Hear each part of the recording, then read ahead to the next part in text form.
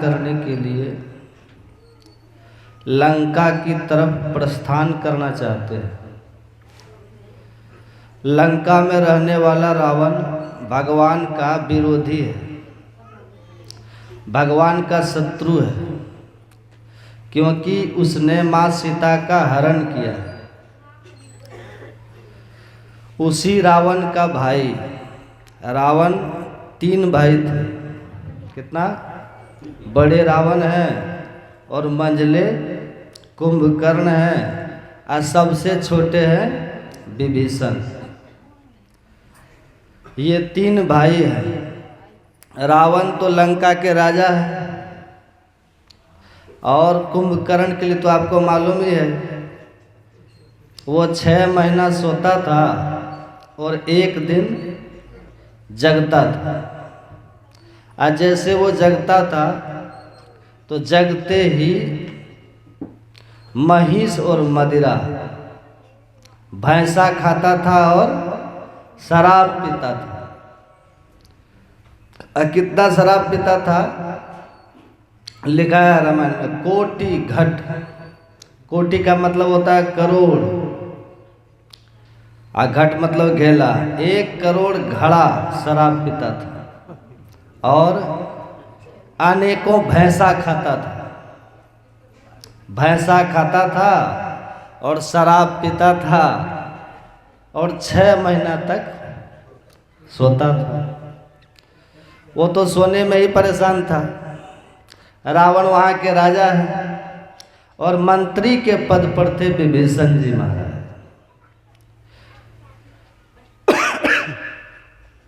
जो सचिव होते हैं, जो मंत्री होते हैं, सचिव के हाथ में सम्राट का भविष्य होता है।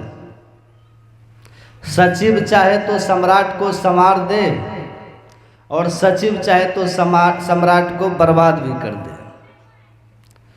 ये विभीषण जी महाराज लंका में सचिव के पद पर है, मंत्री है। और भगवान शंकर एक बात कहते हैं, भगवान शंकर कहते हैं,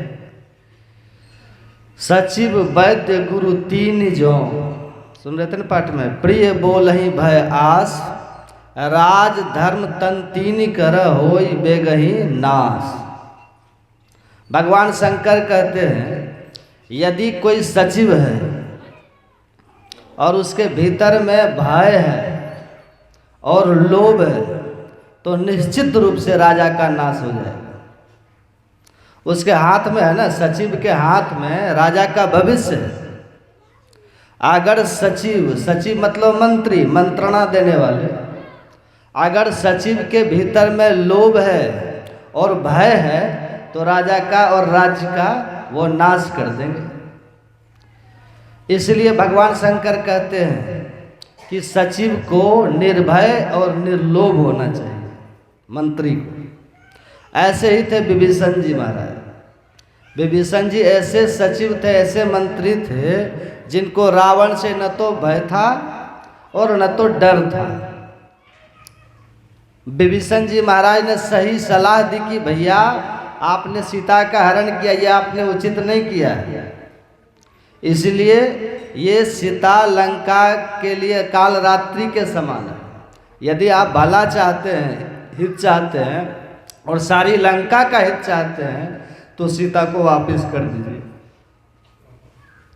सुमति कुमति सबके उर रही, नाथ पुराण निगम अस कहे।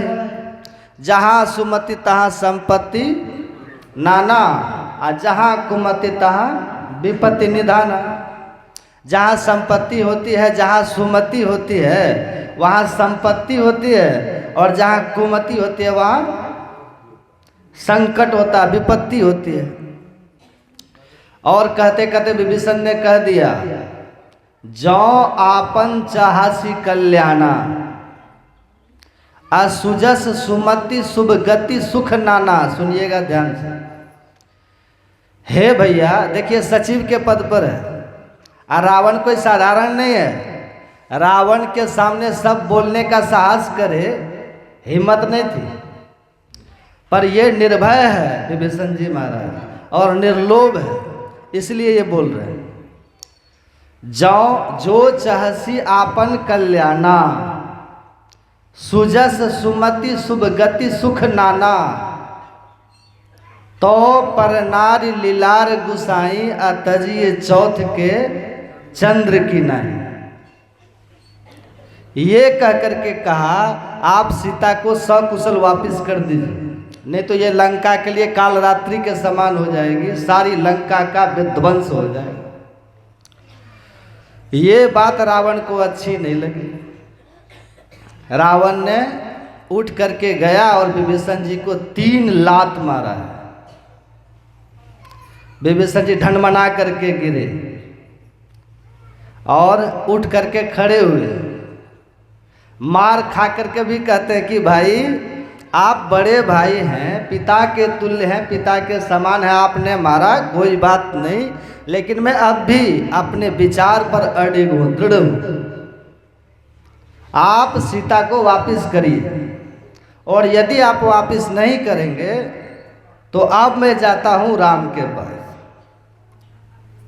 देखिए बात कुछ नहीं थी, विभीषण जी को थोड़ा सा सपोर्ट करना था, बस थोड़ा सा सपोर्ट कर देते कि हाँ भैया चलिए आपका कर्म, आपने जो किया आप समझिए, आप जानिए, तो विभीषण जी वहाँ के पद पर बने ही रहते, सचिव वो बने रहते। लेकिन भगवान शंकर कहते हैं कि सचिव को निर्भय होना चाहिए, सचिव को निर्लोभ होना चाहिए। तो सचिव का जो कर्तव्य है वो विभीषण जी निभा रहे हैं, और सचिव के पद को ठुकरा दिए। लंका आप जानते हैं ना, लंका की सड़क भी सोने की बनी हुई थी, लंका की 4 दीवारी भी सोने की बनी हुई। लंका में जो कुछ था, जहाँ जो भी था निर्मित निर्माण, सब सोना का था।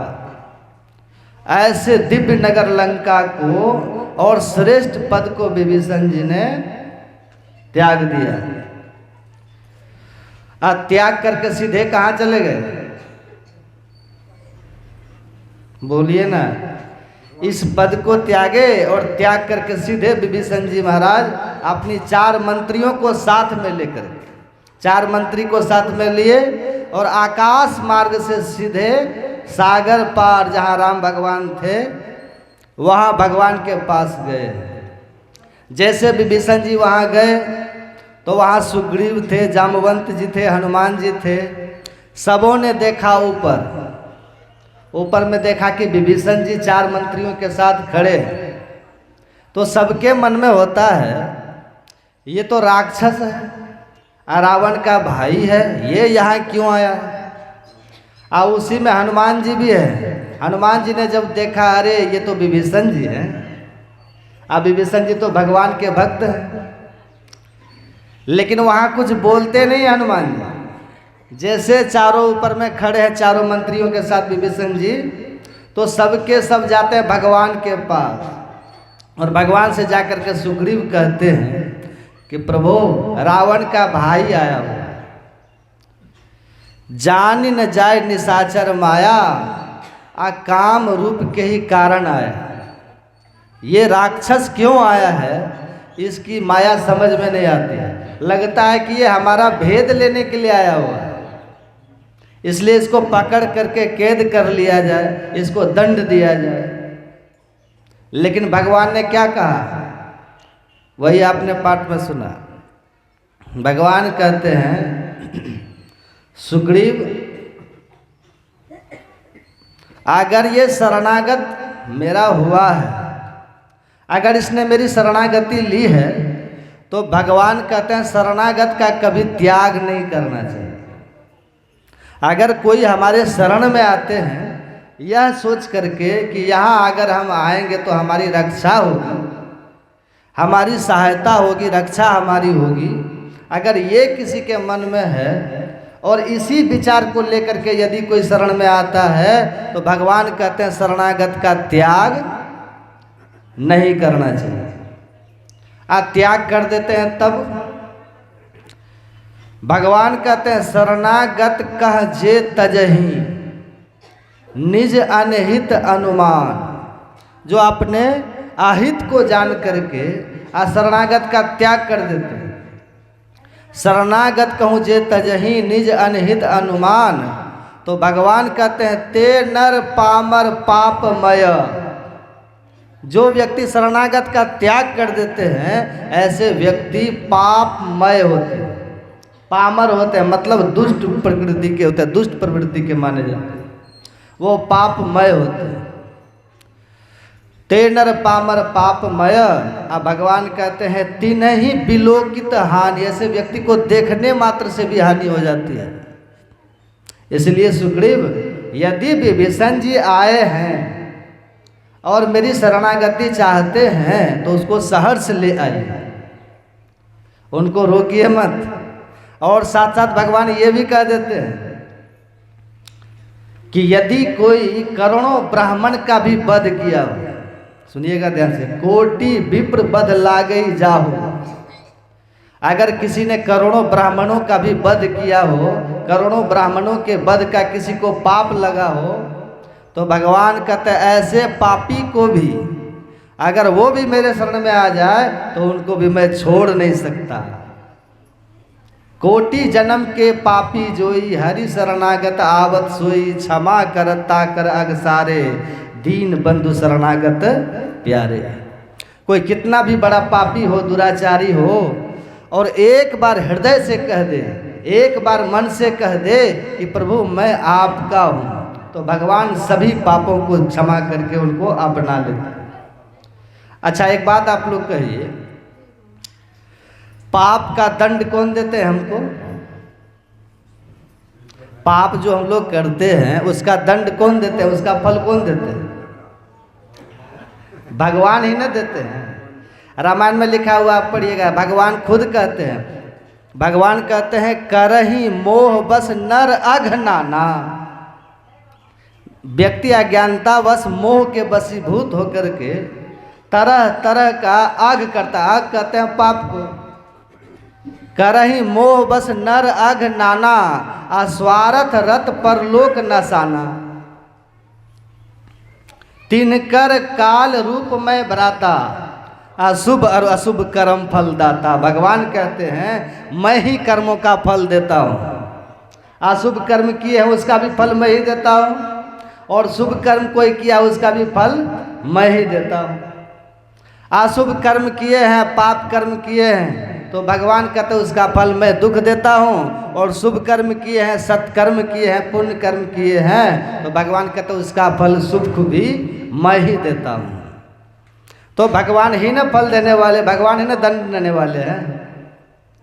और यहाँ भगवान कहते हैं कि यदि कोई व्यक्ति मेरी शरणागति ले ले और वो भले करोड़ों ब्राह्मणों का वध किया हो, ब्रह्म हत्या का पाप किसी को लगा हो। सबसे बड़ी हत्या क्या होती है? ब्राह्मण वध। मछली का वध तो थोड़ा सा होता है, मछली वध, मुर्गा वध, ये सब तो मामूली बात है। जीव हत्या में सबसे बड़े हत्या है ब्राह्मणों का वध। भगवान कहते हैं इधर की बात छोड़िए, इसका फल क्या होता है? कबीर साहब कहते हैं, कबीर साहब की वाणी में है, अगर कोई मछली वध करता है, सुनिएगा ध्यान से, अगर कोई मछली को मारता है, वध करता है, यद्यपि ये विषय नहीं है लेकिन थोड़ा सा प्रसंगवश तो करना ही पड़ेगा। अगर कोई थोड़ी भी मछली को, अगर कोई मछली को मारता है, अब फिर कबीर साहब कहते उस मछली का थोड़ा सा भाग, कितना भाग? तो तिल भर, कितना? तिल भर मछली खाई के। तिल समझ रहे हैं ना? तिल, तिल कितना बड़ा होता है? एक तिल 5 किलो का। एक तिल कितना छोटा होता है? कबीर साहब कहते हैं कोई तिल भर मतलब बहुत कम, अगर उतना भी कोई मछली खा ले, ये क्या हो गया? पाप हो गया ना। मछली खाना ये हिंसा करना है, पाप करना है। तो कबीर साहब कहते अगर कोई तिल भर भी मछली खा ले, तिल भर मछली खा करके तब कोई बोले कि चलो अब हम 1 करोड़ गाय दान कर देते हैं। सुनिएगा ध्यान से, कबीर साहब कहते हैं तिल भर मछली खाए के आ कोटि गाय दे दान, कोटि मतलब करोड़, तिल भर मछली खाए आ 1 करोड़ गाय हम दान कर दिए। कहा कि नहीं और हम थोड़ा सा कर लेते हैं क्या? कहा घर में हमको मरना नहीं है, तिल भर जो मछली मैंने खाया है, यह अशुभ कर्म जो हमसे हुआ है, इसका फल तो दुख होगा, तो उस दुख से बचने के लिए 1 करोड़ गाय हमने दान कर दिया। और थोड़ा प्रयास ये करते हैं कि घर में हम मरेंगे नहीं। कहा कबीर साहब कहते हैं काशी करवट ले मरे, काशी में जा करके। काशी की कहावत पता है ना, काशी का ऐसा नियम है, जो काशी में जाकर के व्यक्ति मरते हैं, तो ऐसी कहावत है, पुरानी कथा है, जो काशी में जाकर के मरते हैं उनके कान में भगवान शंकर अंतिम में मंत्र देते हैं, भले वो निगुरा क्यों नहीं जीवन भर। ऐसी पौराणिक कथा है, भले वो जीवन भर निगुरा रहे, कुछ भी करे, पाप कर्म करे, लेकिन अगर मरने के समय में काशी में चले जाए, काशी में जाकर के वहाँ मरे, तो मरने के बाद भगवान शंकर उनके कान में मंत्र देते हैं, मतलब भगवान शंकर उनको अपना शिष्य बनाते हैं। अब भगवान शंकर हैं कौन? प्रलयंकर है भगवान शंकर। तो जो क्षण भर में सारे सृष्टि का प्रलय कर दे, वो है भगवान शंकर। अब भगवान शंकर उनके कान में मंत्र देते हैं, तो पार्वती माता ने कहा कि प्रभु ठीक है, हम मानते हैं कि आपने अंतिम में कान में मंत्र दे दिया, लेकिन हम कैसे समझे कि आपने मंत्र दे दिया? कुछ तो इसका प्रूफ होना चाहिए, कैसे समझेंगे? तब भगवान शंकर कहते हैं ठीक है देवी, जो काशी में मरेंगे जिनको मैं कान में मंत्र दूंगा, तो मरने के बाद उसका कान टेढ़ा हो जाएगा। पुरानी कथा है ये, उसका कान टेढ़ा हो जाएगा। और समझ लेना, उसको मैंने मंत्र दे दिया, उसका अब कल्याण है। ये पौराणिक कथा है, लेकिन संत कबीर साहब क्या कहते हैं सुनिए। देखिए हम लोग तो पुराणों की बात पढ़ के न कहते हैं, जो लिखा है वो कहते हैं हम लोग। आज संत कैसे बोलते हैं? कबीर साहब कहते हैं कबीर कागज छुयो नहीं, कलम गयो नहीं हाथ। अब मैं कहता आखिन देखिया, तू कहता कागज की लेखी, मेरा तेरा मनवा कैसे एक हुई। कबीर साहब कहते हैं मैं जो कुछ कहता हूँ वो देख करके कहता हूँ, मेरा अनुभव ज्ञान है, मेरा प्रत्यक्ष बोध का है। मैं ही जो अनुभव ज्ञान हो, अनुमान क्या करे। कबीर साहब कहते हैं कहे कबीर सुनो भाई साधो, भरम परो जनी को, ये सब भरम है। तब क्या होता है? कबीर साहब कहते हैं तिल भर मछली खाए के कोटि गाय दे दान। तिल भर हमने मछली खा लिया, करोड़ों गाय हमने दान कर दिया, तब भी संतोष नहीं हुआ, तो काशी करवट ले मरे, काशी में जाकर के मरे। फल क्या होगा? कबीर साहब कहते हैं तो भी नरक निदान, तब भी नरक ही मिलेगा। कबीर साहब झूठ बोलेंगे? कबीर साहब झूठ बोलेंगे? आप कबीर साहब को जानते हैं कि नहीं आप लोग? संत कबीर को नीचा दिखाने के लिए काशी में क्या नहीं हुआ। कहा ये कबीर अपने को बड़ा बुद्धिमान समझता है, इसको सभी मिलकर के नीचा दिखाओ। तो कैसे नीचा दिखाएंगे? कहा भंडारा की व्यवस्था करो, और भंडारा वही खाएगा जो वेद मंत्रों का सस्वर पाठ कर सके। सस्वर जो वेद मंत्रों का पाठ कर सके, उसी को भंडारा खिलाएंगे। करो भंडारा। कबीर को भंडारा खाने नहीं देना है। तो वही हुआ, वहाँ काशी में भंडारा की व्यवस्था की गई, तो जितने वहाँ के विद्वान ब्राह्मण थे, पंडित थे, सब चले भंडारा खाने के लिए।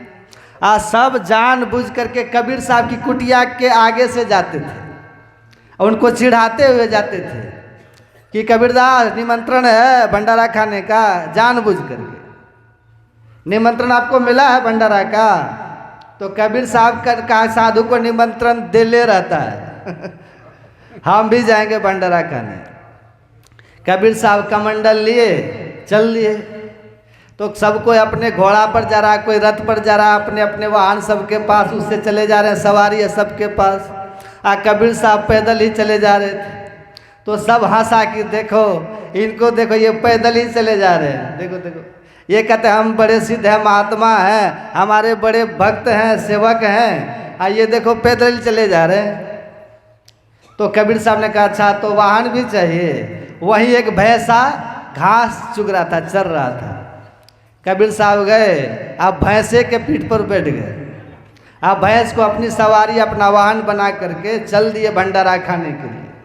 कोई घोड़ा पर जा रहे हैं, कोई रथ पे जा रहे हैं, कबीर साहब भैंस पर चढ़ के चले जा रहे हैं।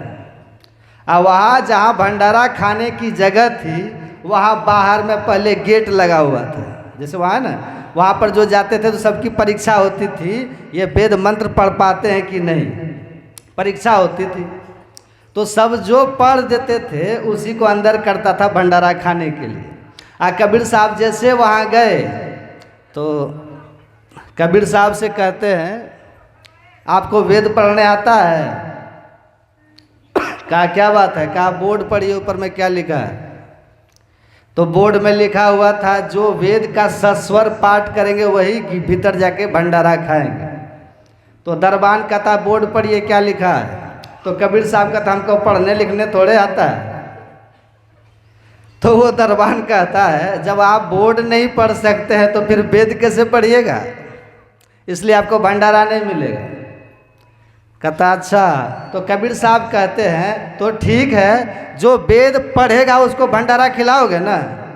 कहाँ, वो तो शर्ती है, जो वेद पढ़ेगा उसको भंडारा खिलाएंगे। कहा पक्का? कहा पक्का। कबीर साहब भैंसा से उतर गए, अब भैंसा के पीठ को ठोक दिए। कहा पढ़ो वेद। अब जैसे भैंसा के पीठ को ठोके और आदेश दिए पढ़ो वेद, तो भैंसा ही कर रहा ओम भूर्भुवः स्वः तत्सवितुर्वरेण्यं भर्गो देव, ये जो वेद मंत्र सब है भैंसा पढ़ने लगे। कहा अब खिलाओ इसको भंडारा। अब कबीर साहब देखिए कैसे ज्ञानी हैं, उनकी कृपा से भैंसा भंडारा खा रहा है। अब वो संत कह रहे हैं तिल भर मछली खाए के कोटी गाय दे दान, काशी करवट ले मरे तो भी नरक निदान, तब भी अंतिम में नरक ही मिलेगा। यदि इससे बचना चाहते तो उपाय क्या है? वही भगवान कह रहे हैं यहाँ, विभीषण जी से कह रहे हैं कोटि विप्र बदला गई जाओ। मछली की बात नहीं है यहाँ, ये तो मछली बहुत निम्न कोटि का है कि नहीं? मुर्गा बहुत निम्न कोटि की है। मछली मुर्गा इसकी हत्या की बात नहीं है। हालांकि सब में तो जीव एक ही रहता है, सब में तो जीव एक ही रहता है। भगवान कहते हैं मछली की बात हम नहीं करते, मुर्गी की बात हम नहीं करते, अंडा गंडा की बात हम नहीं करते, अन्य जीवों की बात हम नहीं करते। सभी प्राणियों में मनुष्य श्रेष्ठ है ना? भगवान कहते हैं ना, आपने सुना होगा सबते अधिक मनुज मोहि भाई, सबसे अधिक मनुष्य है। अब मनुष्य में भी कौन है? ब्राह्मण। ब्राह्मण को श्रेष्ठ कहा गया, ब्राह्मण श्रेष्ठ है। और भगवान क्या कहते हैं? देखिए भगवान किस शब्द का प्रयोग करते हैं? विप्र। सुनिएगा ध्यान से, विप्र क्या कहते हैं? विप्र। विप्र का अर्थ ब्राह्मण भी होता है, और विप्र का दूसरा भाव रामायण में ही लिखा है, भगवान खुद कहते हैं। पढ़िएगा, भगवान की खुद के मुख से निकला हुआ है। भगवान कहते हैं आप जानिए, सुन रहे हैं ध्यान से, सुनिएगा ध्यान से, सुन रहे हैं ना, एकदम ध्यान से सुनिएगा। भगवान कह रहे हैं आप जनी करहूं विप्र अपमाना। राम बोल रहे हैं आप जनी करहूं विप्र अपमाना, मानहु संत अनंत समान। मतलब विप्र का भाव सीधा भगवान संत से कर रहे हैं, विप्र से सीधा संत, समझिए। तो मनुष्य में सबसे श्रेष्ठ है ब्राह्मण अर्थात संत, और ब्राह्मण है वो भी ठीक है। यदि संत इसका अर्थ हम करें तब तो संत तो फिर सबसे श्रेष्ठ है, सबसे बड़े हैं संत, दूसरा नाम है तीजे 10 अवतार तिन्हें प्रणाम है, ब्रह्मा विष्णु महेश सकल संसार है, अरे हारे पलटू सबके ऊपर संत मुकुट सरदार है, संत सबसे बड़े। तो अब आप लोग विचार कीजिए, अगर ब्राह्मण विप्र का अर्थ ब्राह्मण करते हैं तब भी, आज यदि विप्र का अर्थ संत करते हैं तब भी, भगवान कहते हैं आप मछली की बात यहाँ नहीं है, यहाँ मुर्गी की बात नहीं, यहाँ मृगा की बात नहीं है, यहाँ अन्य जानवरों की पक्षियों की बात नहीं है, यहाँ पेड़ पौधे इनकी बात नहीं है। भगवान कहते हैं अगर किसी ने अपने जीवन में ब्राह्मण का भी वध किया है, कितना ब्राह्मण, तो करोड़ों, अगर किसी ने करोड़ों ब्राह्मण का भी वध किया है, अब वो भी यदि मेरी शरण में आ जाए, कोटि विप्र बध ला गई जाओ, आ शरण आए पर तजो नहीं ताऊ, उनको मैं त्याग नहीं सकता। सबसे बड़ी बात जो भगवान कह रहे हैं, सुनिएगा ध्यान से, सबसे बड़ी बात भगवान कहते हैं, सन्मुख होई जीव मोहि जबहि, जिस क्षण मेरे सामने जीव होता है, सन्मुख होई जीव मोहि जबहि, और क्या है, सन्मुख होई जीव मोहि जबहि, कोटि जन्म अघ ना सही तबहि, करोड़ों जन्म का जो पाप है उसी क्षण नष्ट हो जाता है। किस क्षण नष्ट होता है? भगवान कहते हैं जिस क्षण मेरे सन्मुख होता है ये जीव। ये कितनी बड़ी बात है, इस पर सोचिए, विचार कीजिएगा। अच्छा, जब भगवान के सामने होंगे तो सब पाप खत्म हो जाएगा, तो पाप का जो परिणाम है नरक सो होगा, समझ रहे हैं ना बात, तब होगा, नहीं होना चाहिए, नहीं होना चाहिए, नहीं होना चाहिए। अच्छा, जो भगवान राम हैं वही भगवान श्री कृष्ण है कि नहीं, कि अलग अलग? बल्कि राम भगवान को 12 कलाओं से युक्त अवतार कहा गया, और कृष्ण भगवान को 16 कलाओं से युक्त कहा गया है ना। कितना एकदम बात सही है ना, राम और कृष्ण तो एक ही है, आप लोग मानते हैं ना इस बात को कि अलग अलग है? एक ही है ना, लेकिन विशेष कौन है? कृष्ण भगवान है, 16 कला से युक्त है, और भगवान राम 12 कला से है। यदा यदा ही धर्मस्य क्या है, ग्लानिर्भवति भारत, रामायण जब जब होए धर्म के हानि, बाढ़ई असुर अधम अभिमानी, करही अनीति जाय नहीं बरनी, सीधई विप्र धेनु सुर धरणी, तब तब धरि प्रभु विविध शरीरा, हरहि कृपा निधि सज्जन पीरा। तो जो राम है वही ना कृष्ण है, बल्कि पौराणिक दृष्टि से अगर देखिएगा तो राम से कृष्ण को श्रेष्ठ माना गया, क्योंकि वो 16 कलाओं के अवतार है, और ये 12 कला, कुछ दृष्टि में कुछ मायने में है तो सब एक ही। अच्छा, भगवान श्री कृष्ण के सबसे प्रिय कौन थे? सबसे प्रिय कौन थे भगवान के? मैंने सुनाया था, पांडव। भगवान श्री कृष्ण के सबसे प्रिय थे पांडव। प्रथम दिन मैंने सुनाया था, महाभारत का युद्ध चल रहा था, अब भगवान श्री कृष्ण ने कहा कि मेरा संकल्प है कि 5 पांडवों का बाल बांका नहीं होगा। भगवान ने संकल्प किया है। और आप ये भी सुने हैं, जब भगवान श्री कृष्ण द्वारका में रहते थे, कौरव पांडव के बीच युद्ध होने की बिल्कुल बात तय हो गई, तब दोनों जाते हैं वहाँ सहयोग के लिए। तो कौरव की तरफ से दुर्योधन गए, आप पांडव की तरफ से अर्जुन गए हैं। अब पहले अर्जुन ही गए, अर्जुन पहले गए तो भगवान विश्राम कर रहे थे, पहले अर्जुन जा करके अब भगवान के शरण में बैठे हैं, चरण में बैठे हैं, शरणागत चरण में जाकर के बैठे हैं। दुर्योधन गए, दुर्योधन भगवान के समधी लगते हैं। क्या लगते हैं? समधी। कौन है? समधी है दुर्योधन। दुर्योधन की पुत्री थी लक्ष्मणा, और भगवान के पुत्र थे साम्य, जाम्बवती का बेटा साम्य। भगवान की पत्नी है जाम्बवती, उनका बेटा है सांब। और लक्ष्मणा ये दुर्योधन की पुत्री है। और दोनों का विवाह हुआ तो कौन हो गए? समधी हो गए ना। तो दुर्योधन के मन में है कि समधी है। तो दुर्योधन जब भगवान के पास गए हैं, भगवान के सिरहाने में कुर्सी रखी थी, कुर्सी पर जाकर के दुर्योधन बैठ गए। अर्जुन गए तो कहाँ बैठे? भगवान के पैताने में बैठे, चरण में बैठे। थोड़ी देर तक दोनों बैठते हैं। थोड़ी देर के बाद भगवान की नींद टूटी, आंखें खुली। तो जैसे भगवान की आंखें खुली तो पहले तो पैर ही की तरफ नहीं दिखेगा, तो पहले अर्जुन दिख गए। अरे अर्जुन आप यहाँ? अच्छा अर्जुन कौन लगते हैं भगवान के? बताया था ना, फुफेरा ममेरा भाई, भाई है ना। भगवान के बहनोई भी है, बहनोई है अर्जुन। अब ममेरा फुफेरा भाई है। एक ही बहन थी भगवान की, क्या नाम था? सुभद्रा। एक ही बहन है, सुभद्रा नाम है। और उनका विवाह अर्जुन से भगवान ने ही करवाया। बलराम तो नहीं चाहते थे, भगवान ने करवाया विवाह। तो भगवान इनके बहनोई, भगवान के बहनोई भी अर्जुन, और साथ साथ फुफेरा भाई। भगवान के सगा फुफेरा भाई हैं अर्जुन।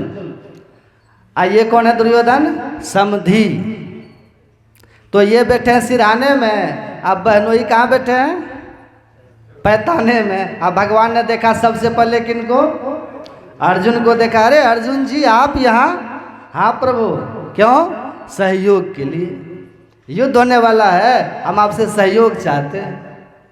पीछे से दुर्योधन कहता हाँ समधी जी मैं भी आया हूँ। अच्छा आप भी आए हैं? हाँ। आप किस लिए आए? तो मुझे भी आपसे सहयोग लेना है। भगवान कहते हैं मैं हूँ अकेला, सहयोग मांगने के लिए आप दोनों आ गए। कहा हाँ अब आपकी इच्छा है, समधी का साथ दीजिएगा कि बहनोई का साथ दीजिएगा? किसका साथ देते हैं? तब भगवान कहते हैं देखिए आप दोनों आए हैं ना, तो शरणागत का त्याग हम नहीं करते हैं, तो हम दोनों का सहयोग करेंगे।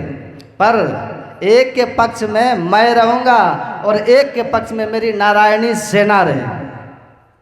यदुवंशियों की सेना बड़ी शक्तिशालिनी थी। भगवान ने कहा एक पक्ष में मेरी सेना रहेगी और एक पक्ष में मैं रहूँगा। अब पहले भगवान कह देते हैं कि मैं अस्त्र शस्त्र कुछ भी धारण नहीं करूँगा। देखिए भगवान के शरणागत हैं अर्जुन। यहाँ पर राम भगवान क्या कह रहे हैं? कोटि विप्र बध लागई जाहू, शरण आय पर तजौनी ताहू, सन्मुख होय जीव मोहि जबहि, जन्म कोटि अघ नासहि। ये भगवान का संकल्प है, भगवान का ये सिद्धांत है, सूत्र है। यहाँ पर अर्जुन शरणागत है ना। भगवान कहते हैं कि देखिए एक पक्ष में मैं रहूँगा, तो मेरा संकल्प ये है कि मैं जिस पक्ष में रहूँगा उधर अस्त्र शस्त्र कुछ भी धारण मैं नहीं करूँगा, बस मैं रहूँगा। लेकिन मेरी जो नारायणी सेना है वो मेरे ही समान शक्तिशालिनी है, वो लड़ेगी। अब कहिए इन दोनों में से किनको क्या चाहिए? दुर्योधन कहते हैं इन्हीं हत्था, समधी, इनको हम लेके क्या करेंगे?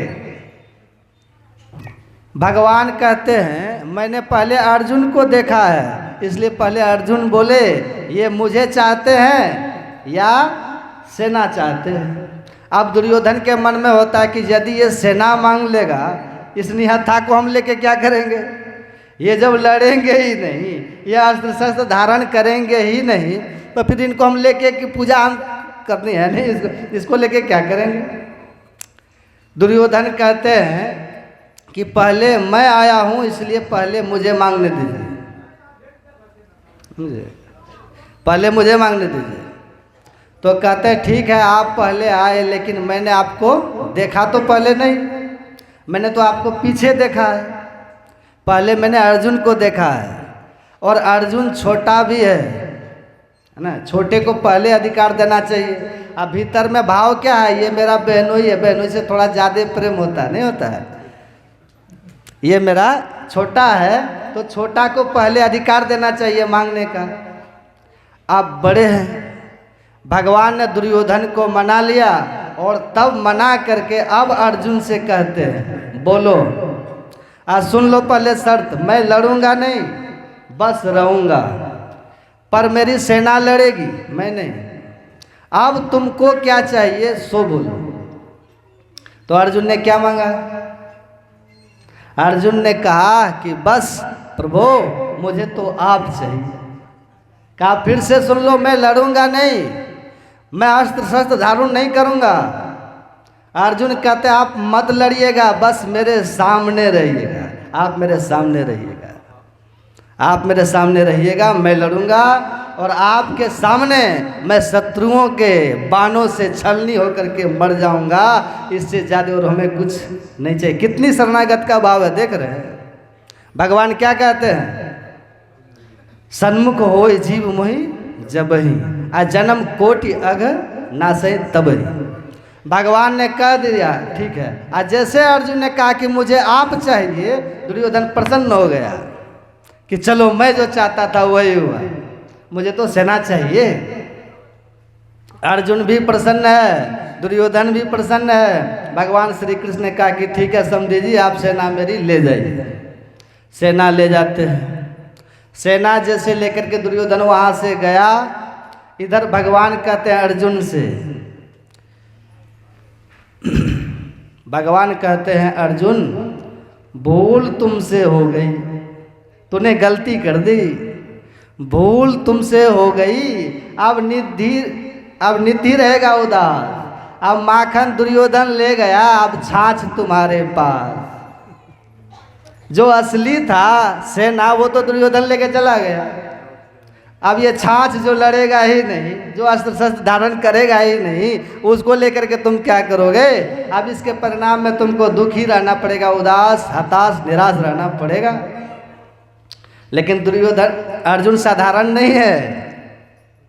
जब भगवान ने ये कहा माखन दुर्योधन ले गया, छाछ तुम्हारे पास, तो अर्जुन कहते हैं अर्जुन कहते हैं मुझसे भूल हुई नहीं, अब भक्त नहीं होत उदास। अब माखन लेकर क्या करेंगे जब माखन चोर है मेरे पास?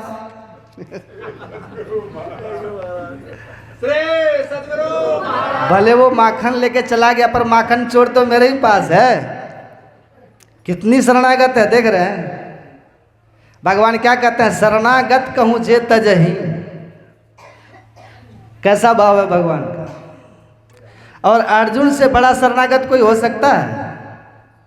समझिए, सब कुछ ये जान रहे हैं कि ये अस्त्र शस्त्र धारण नहीं करेंगे, लेकिन कितना समर्पण का भाव है, कितनी शरणागति का भाव है। सब कुछ जान बूझ करके भी अर्जुन केवल और केवल भगवान को मांग रहे हैं। अब भगवान स्वीकार भी कर लिए। और आपने सुना ना, महाभारत के पूर्व संध्या पर भगवान ने अर्जुन को गीता का उपदेश भी दिया है। गीता में आप पढ़िए दूसरा अध्याय में अर्जुन भगवान से कहते हैं कार्पण्य दोषो पहतस्व भाव पृच्छामि त्वाम धनुं संभूढ़ चेता यत् श्रेयस निश्चितम पुरोहितन में शिष्यस्ते हम साधिमाम त्वाम प्रपन्नम। हे प्रभु, मैं आपका शरणागत हूँ। अर्जुन खुद कह रहा है मैं आपके शरणागत हूँ। क्या उचित है, क्या अनुचित है, क्या श्रेय है, क्या प्रेय है, क्या है आप कृपा करके मुझे बतलाइए। मैं आपका शरणागत हूँ। यहाँ कह भी रहे हैं, बोल भी रहे हैं, और वहाँ पर अर्जुन ने अपने व्यवहार से दिखला भी दिया है।